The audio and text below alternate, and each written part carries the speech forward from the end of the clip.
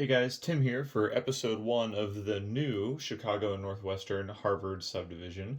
As I shared at the end of the video that I put out last time, we're packing all the stuff up. I packed up the last box of N scale stuff here just a couple days ago. And incidentally, it's kind of funny what you find when you're getting ready to move. I mentioned a while back that several years ago, 15 years ago, I had an old HO scale layout that I had to tear down when we had our kids. And I found a tote with some of my old HO things that I literally had no idea I still had.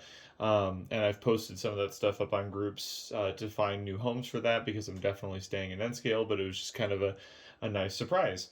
But yeah, I'm calling this episode 1 of the Harvard Subdivision since this is technically the first video for developing and building a new layout. So for those of you who are just joining the channel and this is your first video, let me give you a quick recap of what's been going on.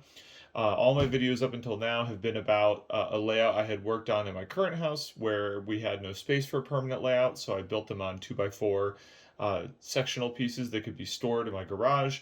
It's kind of a practice layout for when it came time for us to move into a larger house, which we are in the process of getting ready to do, and we're going to be moving in here in about a week and a half. So the main backstory piece you need to know if you're a first-time viewer is that in my world, the Chicago Northwestern is still alive and well today. In the world of my layout, the major difference in events is back in the 60s, they bought the Milwaukee Road, which made them strong enough to remain independent and not eventually get bought by the UP. If you want more on that backstory, I'll link you to that YouTube episode for my old layout where I covered all that.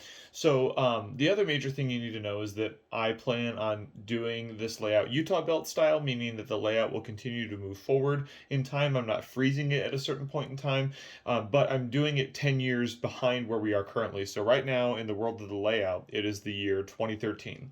And the big development that's going on right now in the world of the layout is the Chicago Northwestern is bringing back inner city rail with the 400. So although there's not a lot physically being done right now because we're in the process of moving, I did get some additional locomotives and stuff that I want to show you that are going to be sent out to get some custom paint work here done pretty soon. The first is I got 2 Atlas ALPs. These are dual function, so they can either be diesel electric or electric straight from the overhead wires. Mostly they're found in New Jersey, and the reason I got these is because if the CNW acquired the Milwaukee Road, then they would have had the electrified Pacific extension. And given that the CNW is cheap and nothing wasted, I would imagine that in my world, they definitely did not de-electrify the Pacific line. They kept it, they extended it, that the CNW would want to experiment with some dual purpose locomotives that might be able to run both electric and diesel electric depending on where they are on the line. So I thought it'd be really cool if one of the passenger consists was an ALP on each end and then obviously passenger locomotives in between. Another engine that I acquired is a new Scale Trains GEVO, and all of these locomotives are DCC sound, by the way. I'm debating right now. I'll probably get this one custom painted in the kind of standard Dash 9 lightning bolt scheme that the CNW has because that scheme looks so cool. But I also saw a really interesting mock-up of a modern diesel in the throwback primarily green paint scheme that the Chicago Northwestern had with their early freight units, their freight F units. I might do that as well. But those are some recent purchases that I made, and like I said, I'm going to be sending those off to get custom painted here pretty soon. But the main part of this video I want to go over is the prospective space I'm going to have in the new house and what my initial plans are for what I want to do. So the good news is I've got a really good amount of space to work with. It's obviously a massive upgrade from having 0 space right now. The one bad piece is it's got some corners. You know, it's not just a square, right? So it's got some corners and some spaces that jut out, and so some of the square footage will have to be dedicated to curves and other necessities. But if that's the only concern I've got, I'm sitting pretty good. Basically, there's most of the basement is finished. And part of that finished basement will be my kind of hobby space. But then right next to the space that's set aside for my hobby area is an unfinished storage room. And so the plan right now is to utilize part of that back room. I want to put staging there and a helix. And then that way the scenic area will be in the finished part of the basement. But that way I can have a multi-level, because I really want a two-level layout to really maximize the runtime and the running length. But that way you don't have to worry about seeing the helix. It'll be back in the unfinished storage area. So this will obviously, given the name of the video, this will continue to be on part of the Harvard subdivision. But I'm going to primarily focus on modeling before Harvard now, mainly because a few main reasons. One, I want Metro trains to be able to run the full length of the layout, and so I want to be able. And Harvard is the final stop on the Metro line, and I can still have upper level staging represent Harvard, but I want to be able to have it actually run through and make some stops. There's also a lot of landscape on the Harvard sub that's not. It's not all suburban or urban, right? There's plenty of areas that are forested, that are just open kind of grasslands, that are even some farms. So there's still plenty of variety, even though I'm staying within the Chicagoland area. I also don't want to make the layout too congested or too compressed. I really like layouts like the Southern Alberta Rail, that just have lots of space for trains to run. But one other big thing I'm also going to change from the original layout from version 1 is I want to make sure that there are businesses on the line where I would need to do some operations, because when I tried to run some operations on version 1 of the layout, really the only action I had was exchanging cars in the yard between the local CNW freight, the through freight, and then when the Milwaukee, Racine, and Troy would come through occasionally. And that got old pretty quick when you only have like one real piece of activity going on. So I want to make sure that, again, there's businesses on the line to help with that. One big piece I'm going to change in how I design this from the previous layout to the next layout. In the previous layout, my vision was that everything would be quadruple tracked, kind of similar to the Northeast Corridor.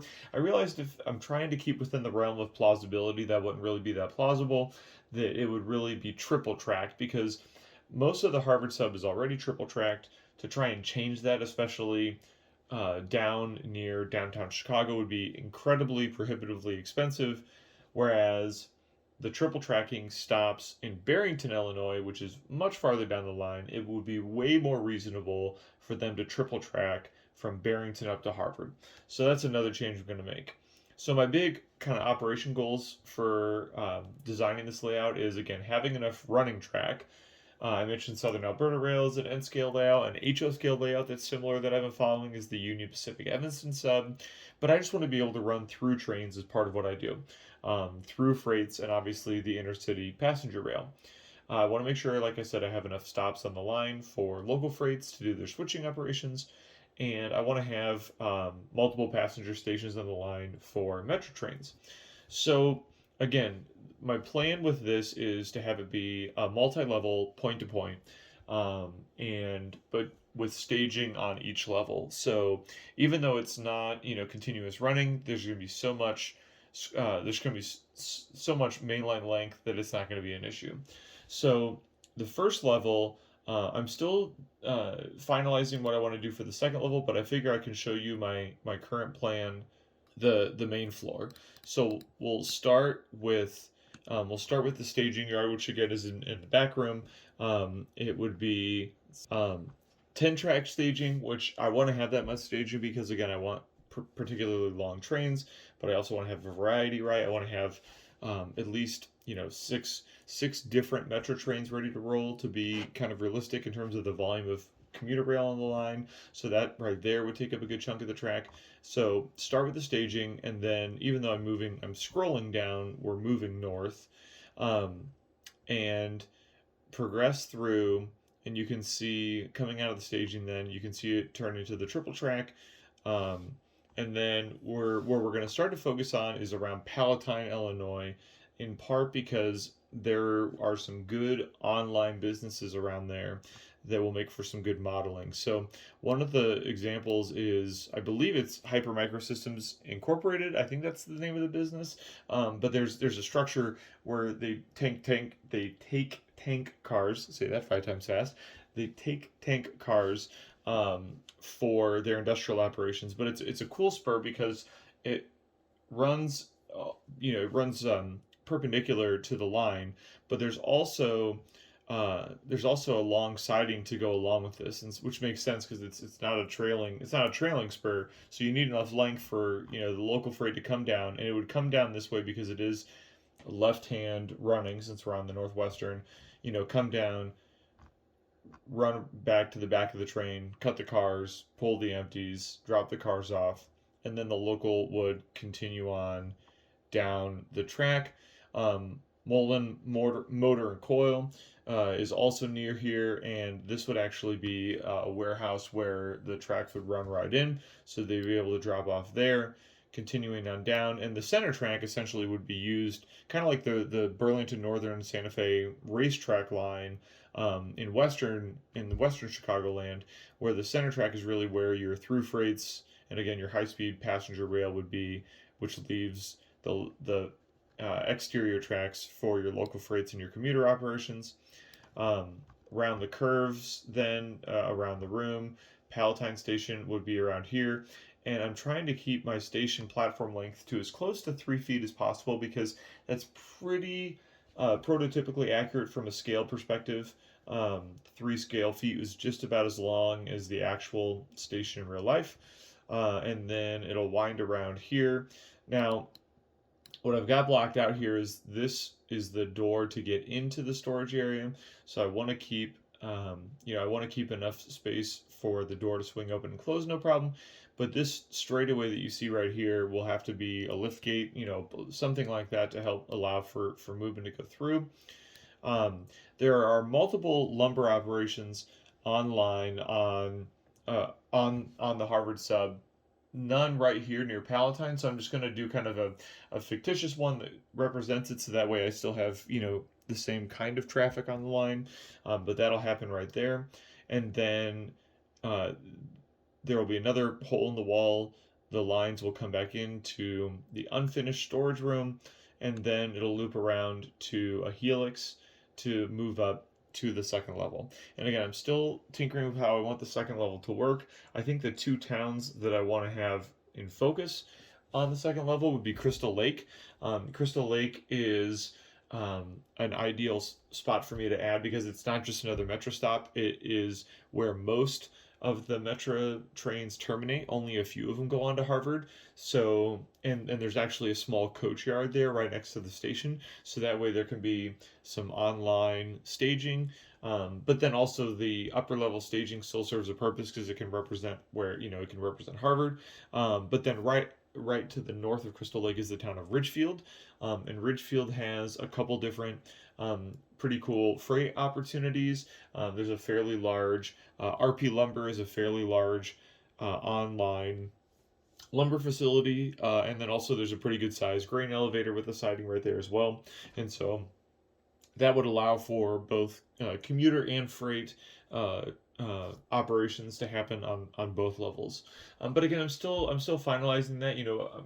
Part of me wants to have some kind of small yard on the scenic part just to kind of add a little bit, but I just don't know where it would fit very well.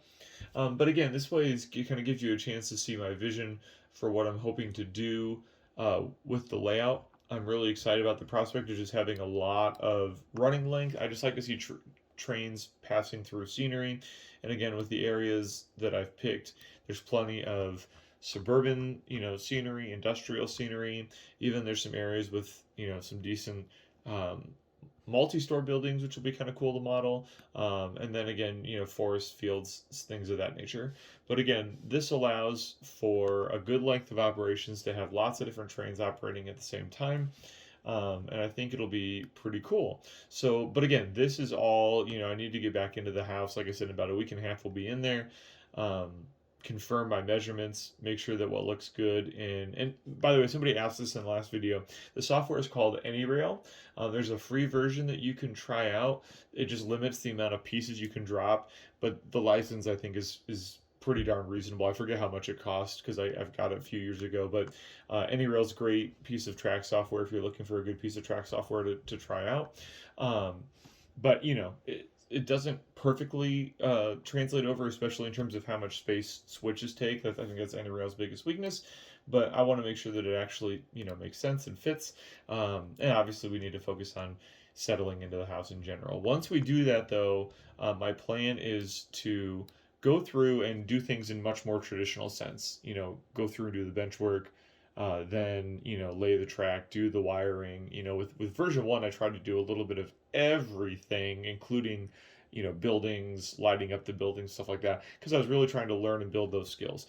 This time I'm going to go much slower, do it the right way, focus on just getting trains running. My plan would be to get the entire first level done, and then after that, build the helix. Once the helix is online, build the second level, and again focus on, once I have that whole thing done, then move on to the next pieces. And so this is draft one of what the next layout will look like. I imagine my next video will be after I had a chance to confirm the space and make sure everything makes sense. I'll show you kind of my finalized plan before I actually start physically constructing the benchwork and getting ready to go. So I wanted to give you this brief update because, again, we're getting very close to the point where we're going to move in. I've had time to do the preliminary walkthrough and build this concept of a layout so you can see what I'm hoping to do. But that's it. I'm excited. Thanks for tuning in. Make sure you like and subscribe so that way you're ready to get up the next round of updates, and we'll go from there. Thanks, everybody.